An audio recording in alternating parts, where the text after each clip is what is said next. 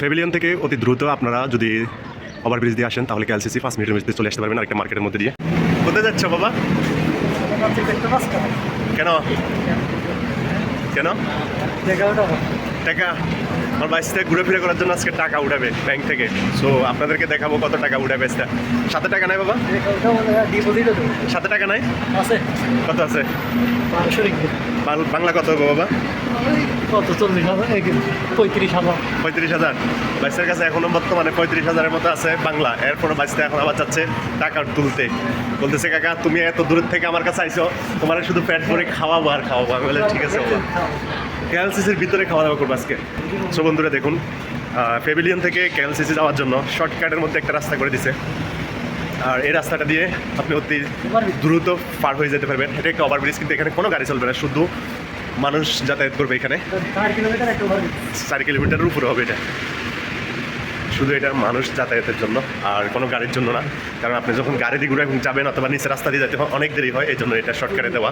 কত মানুষজন আছে এখানে, সামনের দিকে যাচ্ছে এটা। আর এর পিছনে আমার বাইসটা আছে, চশমা লাগাইছে আমার বাবার কাছে। এখানে চোখ গরম হয়ে যাচ্ছে, এসির বাতাসে স্বাস্থ্য চোখ গরম হয়ে যাচ্ছে, এই জন্য আমার বাইসটা না এসির বাতাসে চোখ গরম হয়ে যাচ্ছে, এই জন্য বাইসটা চশমা লাগাইছে নাকি।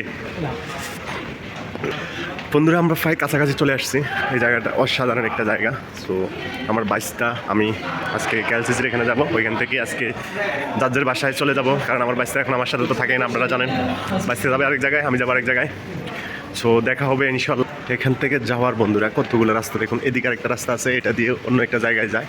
আর বামে একটা রাস্তা আছে, এটা দিয়ে অন্য জায়গায় যাওয়া যায়। মানে প্রত্যেকটা ট্যুরিস্ট এরিয়া ঘুরে ফিরে করার জায়গাগুলোতে আলাদা আলাদা রাস্তা দেওয়া আছে সবগুলোতে।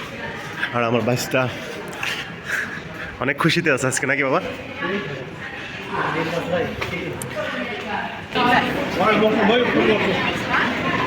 বন্ধুরা আমরা পায়ে চলে এসেছি, এখনই আমরা বের হয়ে যাব এখান থেকে।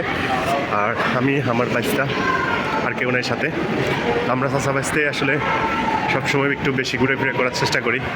আর আপনাদের জন্য মালয়েশিয়ার বিভিন্ন জায়গার ভিডিও নিয়ে আসার চেষ্টা করি।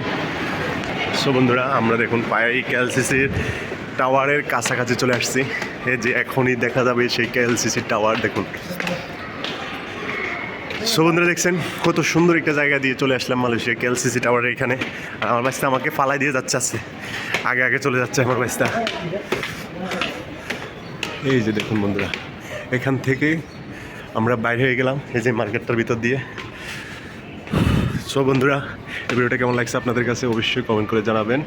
আর অতি শর্টকাটে প্যাভিলিয়ন থেকে মালয়েশিয়া কেএলসিসি আসার জন্য এই রাস্তাটা আমি মনে করি যে বেস্ট।